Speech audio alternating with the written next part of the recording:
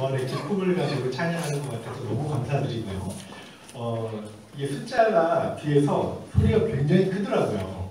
예, 무덤에 잠자고 있던 자들이 다 벌떡벌떡 일어날 것 같습니다. 오늘은 너무 영광스러운 부활 주일이죠. 여러분, 우리 예수님께서 죽으셨다가 3일 만에 다시 살아나셨습니다. 그걸 축하하고 기념하는 날이 오늘인데요. 부활의 기쁨과 소망이 저와 여러분의 삶의 가정에 넘치기를 주의 이름으로 축복합니다. 그래서 옆에 분한테 한번 인사하겠습니다. 예수님이 다시 사셨습니다.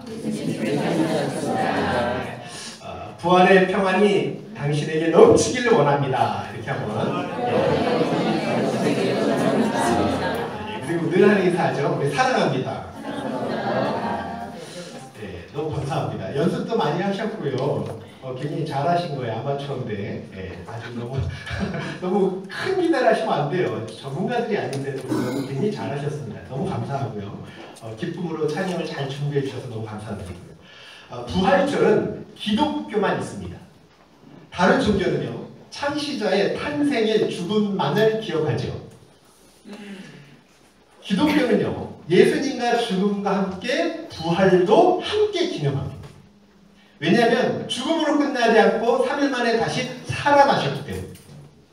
유교의 창시자가 누굽니까? 공자 아닙니까? 그죠? 불교의 창시자는 석가입니다. 이슬람교의 창시자는 모하메트예요. 모두 죽었고 그들의 무덤만 남았습니다. 여러분, 만약 기독교에 부활이 없다면 어떻게 될까? 그런 생각 안 해보셨어요? 부활이 없다면, 십자가만 있다면. 십자가는 아무 의미가 없습니다. 그냥 패배의 상징이고요. 어떤 죄인의 죽음에 불과했을 거예요. 아무 의미가 없는. 그래서 부활이 있기에 십자가가 있는 거고요. 십자가가 있기에 부활이 있는 거예요. 죽어야 살아나죠. 그죠? 또 죽은 걸로 끝나면 그분은 메시아가 아닙니다. 다시 살아나셨다는 말이에요. 인도에서 있었던 일인데요. 스탠리 존스 선교사님이 사람들을 향해서 열심히 복음을 전하고 있었어요. 그때 이슬람교도 한 사람이 불쑥 나서면서 이렇게 이야기를 했대요. 선생님, 우리 이슬람교는 기독교가 갖지 못한 걸 한 가지 가지고 있어. 무엇인지 아시오? 그건 바로 메디나에 가면 관이 하나 있는데 거기에 모하멧의 시신이 안치되어 있다는 것이요. 그분은 정말 역사적인 인물이라는 증거 아닙니까? 이렇게 이야기했다. 근데 기독교를 보세요. 예루살렘에 가더라도 빈 무덤밖에 없잖아요. 시신이 없잖아요. 그때 존 선교사님이 참 아주 지혜로운 이야기를 합니다. 맞아요. 좋은 점을 지적해 줬습니다. 바로 그 점이 기독교와 이슬람교 간에 아주 큰 하늘과 땅만큼의 차이입니다. 시신이 있다는 것은 당신의 종교는 죽음의 종교라는 걸 증거하는 것입니다. 우리 기독교는 빈 무덤을 통해 바로 부활의 종교, 생명의 종교라는 걸 알려주는 거죠. 얼마나 멋있습니까? 그렇죠. 여러분, 다시 사신 주님을 믿으시면 아멘. 죽음이라는 건 죄의 결과로 온 거예요. 죄의 삭시 죽음입니다. 로마서 6장 23절에요. 죄의 삭은 사망이요 하나님의 은사 선물은 그리스도 예수 우리 주 안에 있는 영생이라 라고 말씀합니다. 죽음은 하나님이 죄로 인해서 내려주신 형벌이라는 거예요. 그래서 만약 죽음을 이긴 누군가가 있으면 그분이 하나님이고요. 그분이 메시아예요. 의로우신 분만, 죄가 없는 분만 죽음을 이기고 다시 살아날 수 있기 때문에. 주님은 죄가 없습니다. 한 점의 죄도 없습니다. 다만 우리를 대신해서 대속하신 거예요. 이걸 그런데 증명할 수 있는 길은 하나밖에 없어요. 그게 뭡니까? 자신의 의로움을 증명하는 건 다시 살아나셔서, 그죠? 온 천하에 나타내신 그거 하나밖에 없다. 지금도 자신이 하나님이라고 주장한 사람들이 굉장히 많아요. 우리나라에 보면요 50명이 넘어요. 하나님이라는 사람. 스스로 메시아래요. 근데 죽음을 이기고 지금까지 산 사람은 단 한 사람도 없었습니다. 오직 주님밖에 없었다. 예수님은 제자들에게 여러 번 자기가 죽고 3일 만에 부활할 것을 말씀하셨어요. 그런데 어느 누구도 예수님 말에 귀를 기울이지 않았습니다. 참 아이러니하게 누구만 귀를 기울이냐면 바리새인과 대제사장, 종교 지도자들만. 이걸 기억하고요. 나중에 십자가에 그저 못 박혀 죽으신 다음에 빌라도에게 찾아가는 거예요. 그리고 이렇게 이야기해. 한번 보실래요? 자, 마태복음 27장 23절 시작. 주여 저 속이던 자가 살아있을 때 말하되 내가 사흘 후에 다시 살아나는 것을 우리가 종교 제자들은 생각했어요. 예수님이 살아난다고 얘기했으니까 혹시 제자들이 예수님 시신을 도둑질한 다음에 부활했다고 거짓말하면 어떡할까 염려했다는 거예요. 그리고 빌라도에게 요청하니까 빌라도가 허락을 하죠. 사흘째 되는 날까지요 굳게 지켜달라고 무덤을 요청했습니다. 그래서 종교 지도자들은 무덤을 돌로 막고요. 그리고 돌을 인봉하고요. 절대 못 열어요. 뿐만 아니라 경비병을 두어서 무덤을 단단히 지키겠다. 근데 이것이 오히려 예수님의 부활을 더욱 확실히 증거할 수 있는 그런 증거 자료가 됐다는 거예요. 안식구 첫날 새벽에 마리아들이 무덤을 향해 달려가요. 왜 달려갔어요? 예수님이 부활하셔서 아니에요. 예수님의 시신에 향유라도 발라드리기를 원해서. 그러니까 예수님 장례는 너무 급하게 치러졌어요. 십자가에 죽으신 시간이 오후 3시예요. 그죠? 그럼 6시부터 안식일이 시작됩니다. 안식일이 되면 시체를 매달아 둘 수 없어요. 빨리 장례를 치러야 돼요. 그러니까 3시간 남은 거예요. 그동안에 빌라도의 허락도 받아야 되고 총독의 허락도 받아야 되고요. 모든 장례 절차를 치러야 돼요. 한번 생각해 보세요. 얼마나 급합니까? 그러니까 세마포로 대충 감싸서 아리마대 요셉의 묘에 안치한 거예요. 그게 가슴 아팠다. 향유를 바르기 위해서 안식일이 지나자마자 새벽에 무덤으로 달려갑니다. 근데 생각해 보세요. 무덤으로 달려간들 경비병들이 철통같이 지키고 있죠. 가까이 못 가요. 뿐만 아니라 무덤은 봉인되어 있습니다. 못 엽니다. 그리고 여자들의 힘으로 너무나 무거워서 굴릴 수도 없어요. 돌을. 그럼에도 어떻게 됐느냐. 여호와 이래 하나님 모든 걸 다 준비해놓고 기다리셨단 말이에요. 부활하신 그 새벽에 큰 지진이 일어났다고 말하는데 한번 2절을 읽어보세요. 자, 시작. 큰 지진이 나며 하늘로부터 내려와 돌을 굴려내고 원어를 보면요. 어떻게 나오냐면 큰 지진이 났다. 그리고 그 다음이 왜냐하면 이렇게 접속사가 붙어요. 그러니까 지진이 일어난 이유는 주의 천사가 하늘에서 내려와서 돌을 굴려냈기 때문에 지진이 났다는 거예요. 여러분 천사가 왜 돌을 굴려냈을까요? 예수님이 못 나오실까? 절대 아니에요.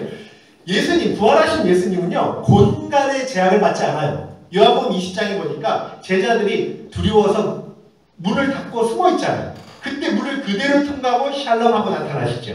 공간의 제약을 받지 않아요. 천사가 돌을 굴려놓은 건 다 우리를 위해서라는 여인들을 위해서라는 사람들로 하여금 무덤이 비어있다는 것을 알게 하기 위해서 예수님을 믿고 따르는 사람들이 부활을 믿고 증거하기 위해서 돌을 굴려놨다는 말이에요. 천사는 지금요 굴려낸 돌 위에 앉아 계셔요. 천사가 무덤을 막았던 돌 위에 앉아있다는 뜻은 예수님이 죽음을 정복했다는 것을 표현하는 그런 하나의 그림 같은 모습이라. 천사의 모습을 보니까 옷이 어떤 모습이었죠? 성경에는 눈같이 휘었대요. 그리고 그 형상은 번개 같았대요. 번개 아시죠? 그죠? 그러니까 광채가 났다는 말. 천사가 이 정도면 부활하신 주님은 어떤 모습일까? 너무나 감사한 건요. 훗날 우리가 천국에 가서 이 주님을 영광스러운 주님을 직접 뵙고 예배 드릴 날이 온다는 거예요. 얼마나 감사합니까? 황홀할 거예요. 천사의 모습을 보고요. 무덤을 지킨 경비병들은 기절해버립니다. 죽은 사람처럼 되었어요. 4절 볼게요. 자, 시작. 지키던 자들이 근데 천사는 그들한테 관심 없어요. 천사의 사명이 뭐냐면 하나님께서 주신 말씀을 그대로 전하는 거예요. 5절 읽어볼게요. 자, 시작. 천사가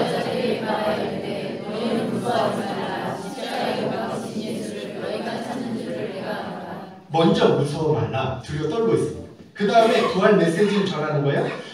중요한 게 이거예요. 더 이상 십자가에서 죽은 예수님을 찾지 말라는 거예요. 이제는 더 이상 죽으신 예수님을 찾지 말라는 거예요. 그리고 6절 한번 보세요. 자, 시작. 그가 말씀하시던 대로 살아나셨습니다. 와서 자, 말씀하시던 대로 살아나셨다. 주님은 이 여인들에게 부활의 첫 증인되는 영광을 주셨어요. 여인들을 보십시오. 안식일이 끝나자마자 무덤으로 달려가죠. 이건 뭘 이야기하냐면 아마 반짝을 못 이루었을 거예요. 이 여인들이요, 제자들 그 어떤 누구보다 주님을 사랑했다는 말이에요. 정말 예수님에 대한 신앙이 간절했다는 말이에요. 무슨 말씀이냐면 주님께 한 발 앞선 신앙인들이 이 여인들이었다. 그러니까 하나님은 오늘도요, 하나님께 한 발 앞선 신앙인들에게 한 발 앞선 은혜를 체험케 하신다는 걸 여인들을 통해서 보여주셨다는 거예요. 예수님은 다른 성도들보다 한 발 앞선 여인들에게 부활의 첫 영광을 경험하게 하시고 또 부활의 첫 증인되는 은혜를 주시고 아무나 주는 게 아니라 또 성경에 기록하셔서 후대의 영원토록 기억될 수 있도록 은혜를 베푸시고 그래서 한 발 앞선 성도에게는 한 발 앞선 은혜가 있는 줄로 믿습니다. 아멘. 여러분 남들보다 더 사랑하면 더 은혜를 주신다. 아멘. 틀림없습니다. 그래서 한 발 앞선 성도에게는요, 그들을 통해 하나님 나라를 주도적으로 일을 이루어간다. 저와 여러분에게 이런 은혜가 있기를 축복합니다. 아멘. 여러분, 이 진리를 안 바울이 고린도전서 9장 24절에 이런 고백을 해요. 운동장에서 다름질하는 자들이 다 달릴지라도 오직 상을 받는 사람은 한 사람인 줄을 너희가 알지 못하느냐. 너희도 상을 받도록 이와 같이 다름질하라. 다 달려도 상을 받는 건 한 사람이라는 거예요. 같이 열심히 달리라는 거예요. 또 로마서 12장 11절에요. 부지런하여 게으르지 말고 열심을 품고 주를 섬겨. 열심을 품고 주를 섬겨서 한 발 앞선 은혜가 여러분에게 있기를 축복합니다. 정말 그런 은혜 받았으면 좋겠어요. 그리고 오늘 7절 한번 읽어볼게요. 자, 시작. 또 우리 제자들에게 이르되 너가 전자 가운데서 살아나셨고 너희보다 먼저 갈릴리로 가시나니 거기서 너희가 배우리라 하라. 보라, 내가 너희에게 이르느니라 하거든요. 천사는 여인들에게 두 가지 부탁을 하죠. 첫째는 예수님이 다시 살아나셨다는 것. 그리고 두 번째는 제자들한테 빨리 가서 알리래요. 갈릴리에 가면 예수님이 먼저 가 있는다는 것. 거기서 제자들을 만난다는 것 알려라. 자, 두 가지. 여인들은 이제 순종합니다. 8절 읽어볼게요. 자, 시작. 그 여자들이 무덤과 빨리 무덤을 떠나 제자들에게 알리려고 달려들었어요. 자, 이제 달려가는데 갑자기 주님 나타나. 9절 10절 읽어볼게요. 시작. 예수께서 그들을 만나 이르시되 평안하냐 하소서를 제자들이 나아가 그 발을 붙잡고 경배하니 이에 예수께서 이르시되 무서워하지 말라. 가서 내 형제들에게 갈릴리로 가라 하라. 거기서 나를 보리라 하시니라. 주님이 나타나서 평안하니 얼마나 놀랐을까. 한번 생각해 보십시오. 근데 너무나 감격스럽잖아요. 돌아가셨던 주님이 살아나셨으니까 그 발을 붙잡고 경배하는 거예요. 발을 붙잡았다는 얘기는 예수님이 영으로 계시지 않았다는 거예요. 유령이 아니라는 거예요. 환상이 아니라는 거예요. 정말 실제 부활의 모습, 몸을 입고 계시다는 거예요. 다시 살아나셨다는 거예요. 근데 한편으로 무서웠을 거예요. 이때가 새벽입니다. 죽다 살아나셨습니다. 안 무섭겠습니까? 그래서 주님이요, 무서워 말라 먼저 위로하시고 천사가 한 말을 다시 반복하시는 거예요. 뭐라고 말하죠? 가서 내 형제들에게 갈릴리로 가라 하라. 거기서 나를 보리라. 자, 이런 생각 안 들어요? 왜 갈릴리로 가라 할까? 이상하지 않습니까? 왜 유독 갈릴리에서 만나라 그럴까? 여러분, 왜 갈릴리에서 제자를 만나길 원하셨는지 한번 생각해 보십시오. 갈릴리는 제자들에게 잊을 수 없는 장소예요. 예수님을 처음 만난 곳이에요. 제자로 부름받은 곳이에요. 사람 낳는 어부가 되라는 사명받은 곳이 갈릴리예요. 근데 지금 제자들은요, 예수님을 다 부인하고 도망갔잖아요. 그러다가 지금 두려워서 함께 모여서 방 안에 숨어 있는 거예요. 베드로는 예수님을 3번이나 부인하고 저주까지 했어요. 그러니까 낯을 둘 수가 없는 거예요. 그러면서 주님을 그들은 여전히 사랑을 하고 계셨다. 이미 다 용서하고 계셨다. 이걸 가르쳐주기 위해서 갈릴리로 가는 거지. 갈릴리에서 관계를 다시 회복하고 다시 새로운 사명을 주기 위해서 갈릴리로 가라. 주님의 사랑은 이렇게 놀랍다는 거예요. 변함이 없다는 거예요. 언제나 우리를 기다리시는 사랑이라는 거예요. 여러분, 그리고 돌아오면요, 이전에 베푼 은혜보다 훨씬 더 큰 은혜로 우리를 감싸주시는 사랑의 하나님이시라는 말씀입니다. 저와 여러분에게도요, 각자의 갈릴리가 있어요. 주님을 처음 만난 곳이 있습니다. 주님께 사명받은 그 장소가 있어요. 그러나 지금은 첫사랑 다 잃어버리고요. 제자들처럼 시리에 빠지고 낙심하고 열심히 떨어지고 감격이 다 사그라질 수 있다. 그럼에도 불구하고 오늘도 주님은요, 저와 여러분을 그 갈릴리에서 기다리신다. 이미 모든 걸 다 용서하고요, 우리보다 앞서 기다리시는데 정말 그 사명의 자리, 순종의 자리, 예배의 자리, 기쁨의 자리로 빨리 돌아갈 수 있기를 주의 이름으로 축복합니다. 정말 우리가 그게 해야 될 일이라는. 오늘 10절에 보니까요, 지금 제자들을 향해서 주님이 뭐라고 표현하죠? 성경을 보시면 뭐라고 10절에 뭐라고 표현합니까? 네, 형제로. 이 참 놀라운 말이에요. 사람들은요, 사회적 지위가 높아지면 말투부터 달라져요. 가령 친구한테도요, 이게 잘 나가죠. 갑자기 어이 안무게 이렇게 얘기해. 그러니까 오만해진다는 뜻이. 개구리 올챙이 시절 모른다는 말이 그래서 나오지 않았습니까? 근데 부활의 영광을 얻으신 주님은 정반대랍니다.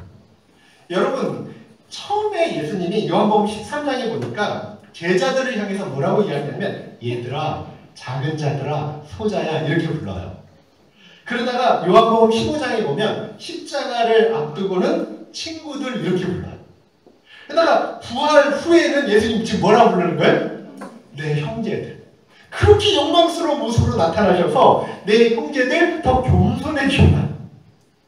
신실하신 주님의 사랑이시면 이게 또 날이 갈수록 더 기뻐지신 주님의 은혜라는 걸 우리에게 말씀해 주는 거예요. 여러분, 세상 사람은요, 보면 그 사랑이 시간이 가면서 다 식고요, 죽고 못 산다 그래도 지나보세요, 다 그냥 없어져 버려요. 변화됩니다. 그렇지 않나요? 여러분, 처음 연애할 때 사람으로 지금 사랑한 남편이 있어요? 우리 교회에 있습니까? 아니면 더 사랑하는 분이 있어요? 저 있어요, 저. 그래도 여러분, 사랑은 쉽게 되어 있어요. 변하게 되어 있습니다. 기분 나쁘면 화도 낼 수 있는 거예요. 근데 주님 사랑만큼만 그렇지 않다는 거예요.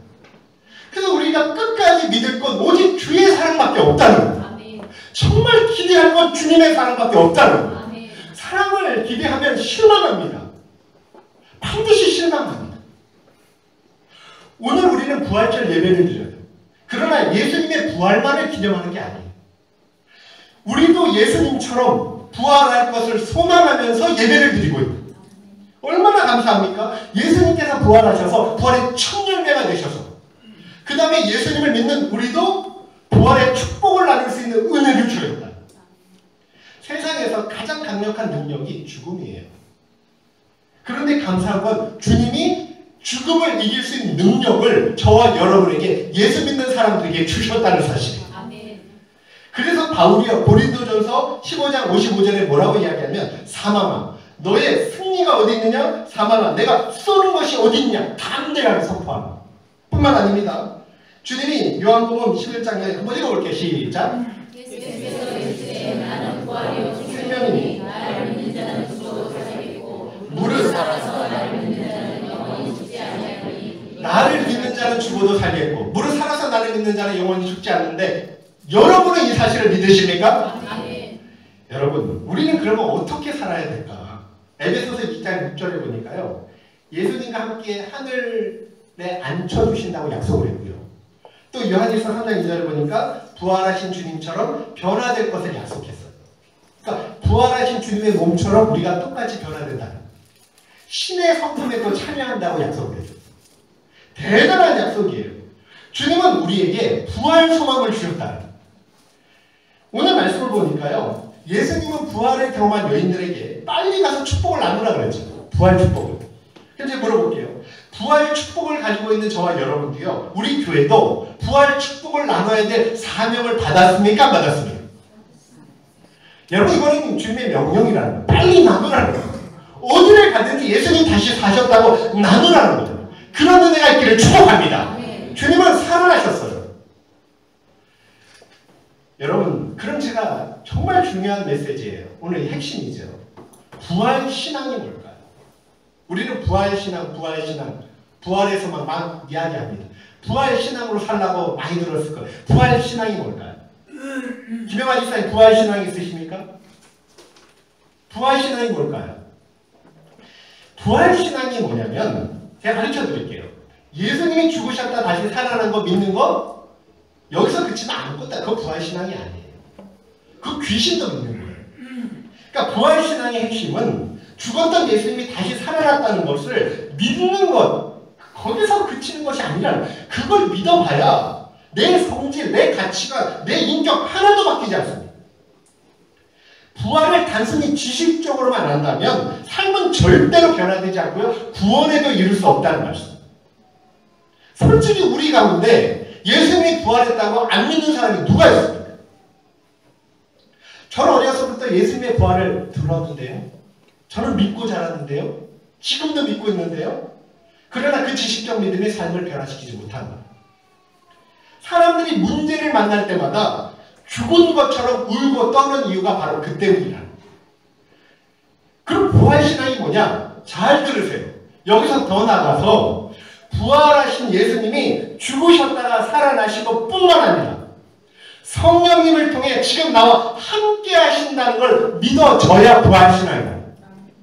아멘입니까? 그래야 부활신앙이다. 부활하신 예수님이 지금 나와 함께 하신다 확신이 들어야 부활신앙이다. 그래야 여인들처럼 부활의 감격을 느낄 수 있고요. 제자들처럼 감당의 복음을 선포할 수 있다. 만약 이 시간 부활절을 맞이하면서도 부활의 감격 기쁨이 사라졌다면 이유는 하나예요. 주님이 나와 함께 하시는 것을 느끼지 못하는 거예요. 부활절 예배를 형식적으로 드리고 기념식 치르듯이 드려진다면 임마누엘을 확신하지 못해서 그래요. 부활신앙은 오늘 주님이 나와 함께 하신다. 내 안에 계신다. 이걸 확신하고 소망하는 것, 붙드는 것, 믿는 것. 이게 부활신앙이다. 만약에 여러분이 그 가운데 있다면 아멘. 그런데 예수님이 지금 나와 함께하는 걸 알게 하고 믿게 하고 경험하게 해주는 게 성령님의 역할이에요. 그건 성령님이 하시는 거예요.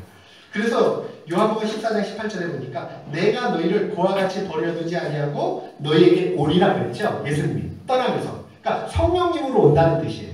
또 요한복음 14장 20절에요. 그 날에는 내가 아버지 안에 너희가 내 안에 내가 너희 안에 있는 것을 너희가 알리라 그랬어요.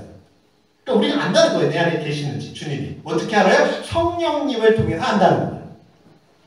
제자들이 마가의 다락방에서 열흘 동안 전심으로 기도했습니다. 주님이 성령을 보내준다고 약속했습니다. 성령을 받으려고 막 기도하는 거예요. 근데 갑자기 급하고 강한 바람 같은 것이 그들에게 임한 거예요.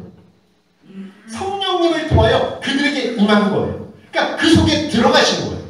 성령님을 통해 주님이 각 제자들 마음에 120명 모두에게 들어가신 거예요.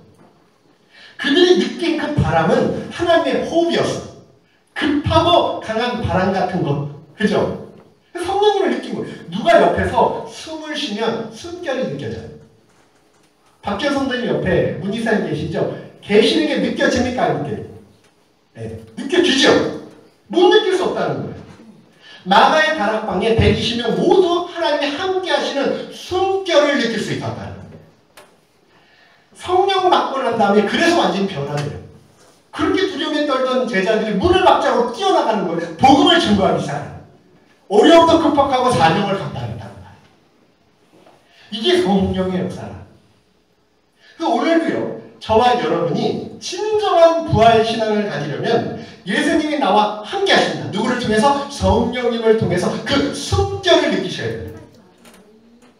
그러려면 성령을 받아야 돼요. 그럼 성령을 어떻게 받습니까? 가르쳐 드릴게요. 자, 사도행전 2장 38절 시작.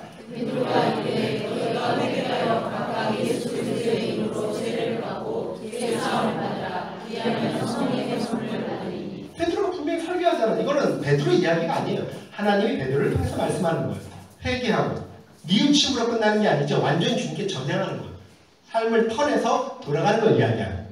그리고 예수님을 주와 그리스도로 받아들이면 뭘 주신다고요? 성령을 주신다고 약속을 주셨어요. 또 성령을 받으려면 반드시 해야 되는 게 있는데 누가복음 11장 13절 시작.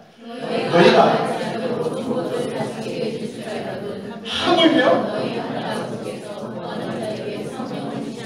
주님의 약속이에요. 뭐라고요? 구하는 자에게, 기도하는 자에게 왜 성령을 주지 않겠느냐? 성령을 반드시 주신다는 약속이에요.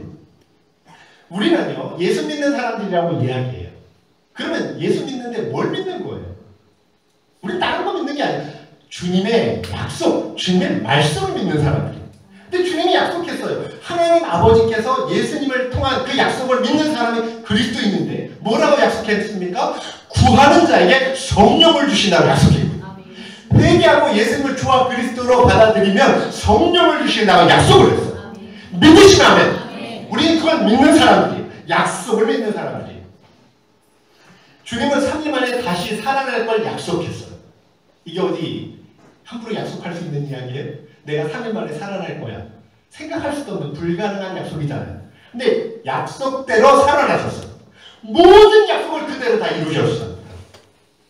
그래서 기필코 반드시 저와 여러분에게 하신 부활과 영생의 약속도 다 이루실 줄로 믿습니다. 여러분, 구하는 자에게 성령 반드시 주셔야 합니다. 제가 하나 가르쳐 드릴게요. 방법을. 어떤 장로님의 간증인데요. 도움이 될 것 같아요. 어느 장로님이 성령 충만을 사모했대요. 그분이 직업이 의사래요. 평소 미지근한 신앙생활을 했대요. 부인은 권사님이래요. 근데 어떤 집회에 참여했다가 성령 체험을 한 거예요. 그리고 그냥 확 변한 거예요. 그 순간에. 자기가 똑같았는데 삶이 확 변한 거예요. 이분이 아내를 보고 충격을 받은 거예요. 아니, 저런 은혜의 세계가 있다면 왜 나는 모르고 있었나? 나도 그런 은혜를 받고 싶다. 그때부터 하나님 역사에 대한 갈망이 생기잖아요.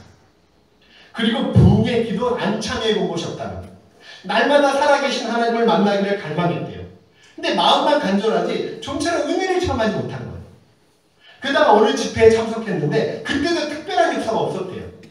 다 집에 이제 돌아가는데 예배당을 나오다가 그냥 그대로 가면 내 인생이 끝날 것 같아서 다시 예배당으로 들어갔다는 거예요. 그리고 이미 집회 끝나서 예배당은 텅 비어있고 사람 한 사람도 없는데 하염없이 앉아서 울면서 이렇게 기도했다. 하나님, 저 이렇게 못 돌아가. 은혜를 받지 않으면 돌아갈 수가 없어. 저 정말 구원해 주십시오. 장로님이 되고. 그 순간 울면서 기도하다가 그 장로님을 하나님께서 확 사로잡혔는데 성령을 선물로 주셨다. 받아보니까 알겠대요. 받아보니까. 이게 성령 받은 거구나. 받아보니까 안다. 그러니까 아무리 설명을 해도 몰랐는데 받아보니까 기쁨과 감격과 은혜가 충만한 게 뭔지 알았다. 성경을 보면 참 아이러니합니다. 예수님께서 실패자를 선택해서 일꾼으로 세우죠. 보세요. 제자들을 보면 다 배신하고 도망가잖아요. 그죠? 근데 그들을 다시 하나님이 복음 새 사명을 맡기고 사용하지 않습니까? 이런 거 보면 참 아이러니해요. 근데 이게 주님 사용하는 방법이라는 거예요. 베드로는 다른 사람은 다 버려도 자기는 절대 주님을 버리지 않는다는 거예요. 그러니까 자기를 믿은 거예요. 근데 몇 시간 만에 주님을 3번 부인해요. 다 울기 전에 3번 저주까지 하죠. 그런데 이런 베드로가 다시 회개하고 일어나지 않습니까? 그리고 복음의 위대한 일꾼으로 사용돼요. 이게 복음의 일꾼으로서의 준비라는 거예요. 뭐냐면 하나님은 자기 자신에게 완전히 실망하고 실패하고 자기 능력에 좌절한 사람만 사용한다. 내 힘으로 안 되는구나. 내 결심으로 안 되는구나. 이런 사람만 성령의 은혜를 꽉 붙들고 사모할 수 있다. 이것이 이 좌절해 본 것이 하나님의 은혜 받기 위한 준비라는 거예요. 근데 이 마음 하나는 충분하다는 거예요. 성령님이 나를 잡아주면 난 아무것도 아닙니다. 이 마음에 충분하다는 거예요. 그래서 그리스도 안에서는 실패한 사람이 오히려 복이 있다고 말합니다. 여러분 좌절과 밑바닥까지 내려갔습니까? 정말로 복받은 사람인 줄로 믿습니다. 그때 내가 없어진다. 내 힘으로 안 되는 거야. 주님의 능력을 붙는다. 누구든지 성령께만 복종할 수 있으면 그런 마음만 있으면 얼마든지 성령의 은혜를 충만하게 부어주신다. 오늘도요. 성령님을 통해서 주님은 저와 여러분과 함께하십니다. 그런 면에서 저와 여러분은 매일의 삶의 부활절이에요. 왜냐하면 주님이 살아계신 주님이 동행하는 삶의 부활 아닙니까? 그러니까 매일 우리 매 주일마다 부활절을 지키고 있는 거예요. 날마다 주님이 내 안에 함께 하신다는 부활신앙. 정말 세상을 이기고 평안을 누리고 주님께 멋있게 쓰임받을 수 있는 축복의 주인공이 저와 여러분이 되길 주의 이름으로 축복합니다.